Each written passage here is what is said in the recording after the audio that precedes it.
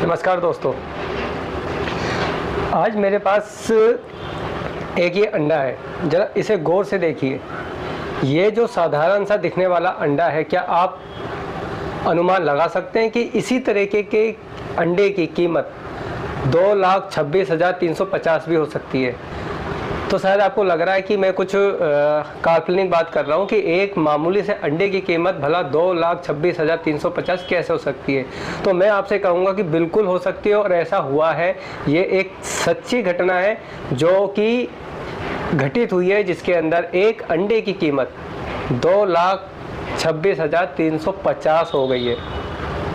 तो क्या है ये पूरा मामला, आइए मैं आपको विस्तार से बताता हूँ कि किस तरीके से एक मामूली सा अंडा 2,26,350 रुपये की कीमत का हो गया। तो दोस्तों, ये घटना है कश्मीर के उत्तरी कस्बे की, जहाँ सोपोर के एक गांव में, जिसका नाम है माल मापनपुरा गांव। माल मापनपुरा गांव में कुल 250 परिवार ही रहते हैं और उस गांव के अंदर छोटी मस्जिदें हैं, लेकिन वहाँ पे एक बड़ी जामा मस्जिद बनाने को लेकर पूरे गांव वासी इकट्ठे होकर चंदा इकट्ठा करते हैं और मस्जिद निर्माण शुरू करते हैं। लेकिन मस्जिद का निर्माण जब छत तक ही पहुँचता है तो जो फंड इकट्ठा किया गया था वो ख़त्म हो जाता है। उसके बाद हालिया अभी ईद के मौके पर जो मस्जिद की दान कमेटी है, उन्होंने फिर से लोगों से चंदा मांगना शुरू किया और घर घर जाके उन्होंने दान इकट्ठा किया। मस्जिद की दान कमेटी थी, जब वो घर घर जा रही थी तभी वो एक ऐसे घर के पास पहुँचते हैं जो घर काफ़ी खस्ता हाल में था और वहाँ पे एक गरीब महिला अपने इकलौते बच्चे के साथ रहती थी। जब उन्होंने उस महिला के घर जाके दान की बात कही तो वो महिला अपने घर में से एक अंडा लेकर बाहर आई और बहुत शर्मिंदगी के साथ दबी आवाज़ में दान कमेटी के एक मेंबर के पास गई, जिनका नाम था नसीर अहमद। तो नसीर अहमद के पास वो महिला जाती है और काफ़ी शर्मिंदगी के साथ वो चुपचाप उनके हाथ में वो अंडा रख देती है और बोलती है कि मेरी तरफ से मस्जिद निर्माण के लिए ये अंडा कबूल कीजिए।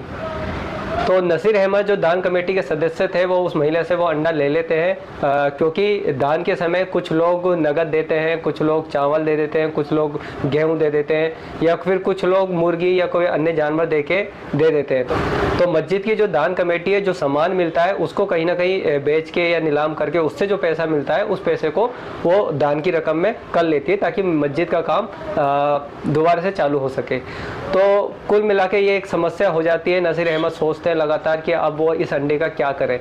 कहीं फेंक भी नहीं सकते, किसी को यूँ दे नहीं सकते, क्योंकि वो मस्जिद निर्माण में बड़ी श्रद्धा भाव के साथ भावनाओं से जुड़कर वो अंडा उस महिला ने दिया था। तो अंत में पूरे सदस्य मिलके, जो भी दान कमेटी के मेंबर होते हैं, वो सारे मिलके एक विचार करते हैं और कहते हैं कि क्यों ना इस अंडे को नीलाम किया जाए और जितनी भी कीमत आएगी उस कीमत को हम अपने दान में जोड़ देंगे।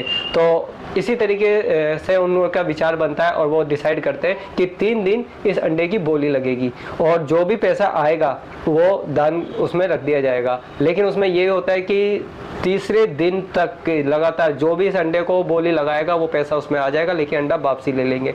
जब तीसरे दिन जो सबसे ज़्यादा बोली लगा के ये अंडे की बोली लगा देगा, उसको ये अंडा दे दिया जाएगा। तो इस तरीके से तय होता है।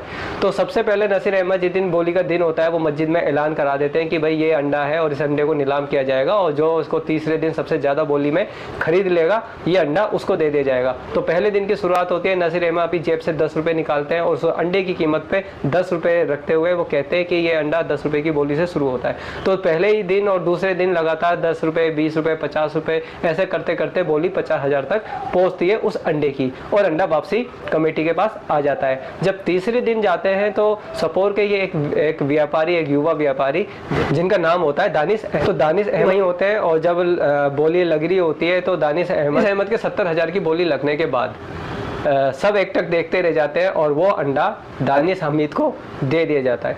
दानिश हमीद ने मीडिया रिपोर्ट में ये बात करी, क्योंकि ये अंडा किसी की भावना से जुड़ा हुआ है और भावना से ज़्यादा कीमती कुछ नहीं होता। और वो अंडा उनके लिए इसलिए खास हो जाता है कि दानिश हमीद बताते हैं कि ये अंडे को मैं एक फ्रेम करा के बड़ा सुरक्षित रखूँगा, ताकि मैं या मेरे परिवार का कोई भी व्यक्ति या कोई भी व्यक्ति जो इस अंडे को देखना चाहेगा तो उसको ये कहीं ना कहीं एहसास ज़रूर होगा कि किसी की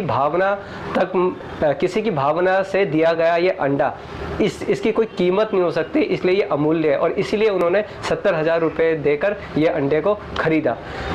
3 दिन की बोली के बाद जो कुल रकम इकट्ठी होती है उस अंडे की नीलामी से, तो वो थी 2,26,350 रुपये, जिसमें से 70,000 रुपये वो थे जो दानिश हमीद ने इस अंडे के लिए दिए थे। गाँव के रहने वाले सरपंच तारिक अहमद वो बताते हैं कि गांव में जमा मस्जिद बनाने को लेकर काफ़ी समय से बात चल रही थी, क्योंकि गांव में सिर्फ 250 ही लोग रहते हैं, तो यहाँ छोटी मस्जिदें थी लेकिन कोई बड़ी मस्जिद नहीं थी। इसलिए उन्होंने इस मस्जिद का निर्माण शुरू किया। शुरू में जो दान इकट्ठा हुआ उससे अधूरा बन पाया, छत तक पहुँचते पहुँचते काम रुक गया और उनको नहीं पता था कि सिर्फ एक